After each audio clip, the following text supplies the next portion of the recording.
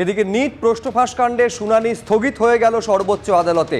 একটি প্রশ্নের দুটি সম্ভাব্য জবাব নিয়ে আজ সওয়াল জবাব চলে সুপ্রিম কোর্টে। যেসব পড়ুয়া একটি প্রশ্নের জবাব দিয়েছেন তারা পেয়েছেন 4 নম্বর, অথচ যারা ভুল বলে ছেড়ে দিয়েছেন তারা 0 পেয়েছেন। আর এর ফলে বদলে গিয়েছে র্যাঙ্কিং, এমনটা দাবি অভিযোগকারীদের। সঠিক উত্তর পেতে আইআইটি দিল্লি ডিরেক্টরকে 3 সদস্যের কমিটি গঠনের নির্দেশ দিয়েছে সুপ্রিম কোর্ট। কাল দুপুর 12টায় আইআইটির জবাবের পর ফের শুরু হবে শুনানি। বাজেট অধিবেশনের প্রথম দিনই লোকসভায় নিট প্রশ্নফাঁস কাণ্ডের আঁচ। কেন্দ্রীয় শিক্ষামন্ত্রীর ইস্তফা দাবি করল বিরোধীরা।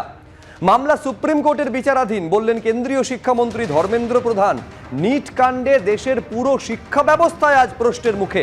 শিক্ষামন্ত্রী নিজেকে বাদ দিয়ে বাকি সবাইকে দোষী করছেন, মন্তব্য বিরোধী দলনেতা রাহুল গান্ধীর। বিরোধী দলনেতার মন্তব্য দুর্ভাগ্যজনক, দোষীদের গ্রেফতার করা হচ্ছে, পাল্টা বলছেন কেন্দ্রীয় শিক্ষামন্ত্রী।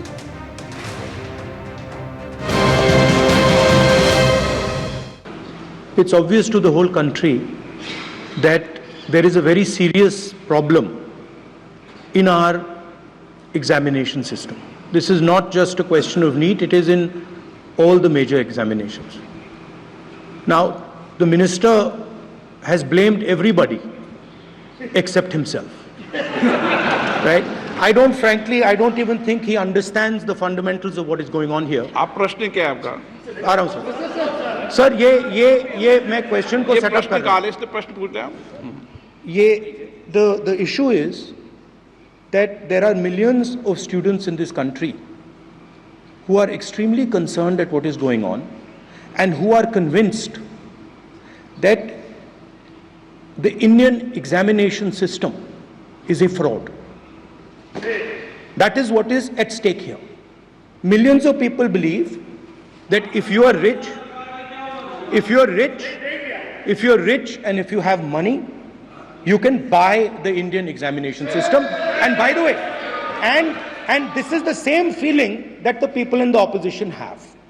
And that is why we are asking some very simple questions to Honorable Minister.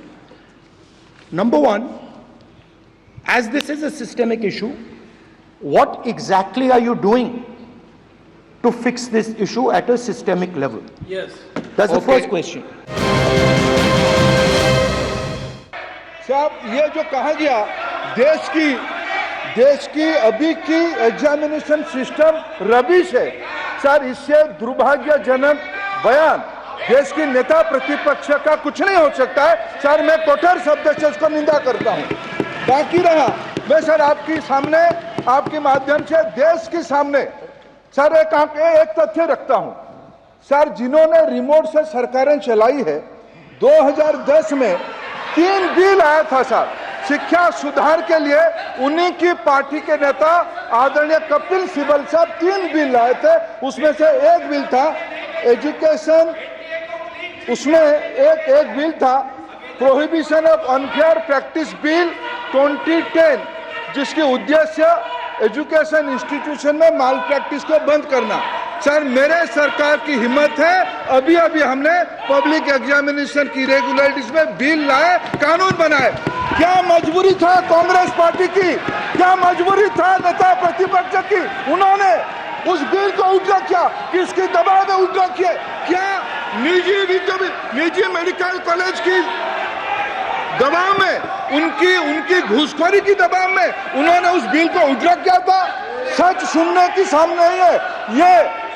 मैं किसी की विद्वता पे प्रश्न नहीं उठाता हूं, लेकिन सच 2010 में शिक्षा सुधार की बिल उन्हीं की सरकार ने लाया था, दबाव में उन्होंने उल्टा किया। ये हमको प्रश्न पूछते हैं।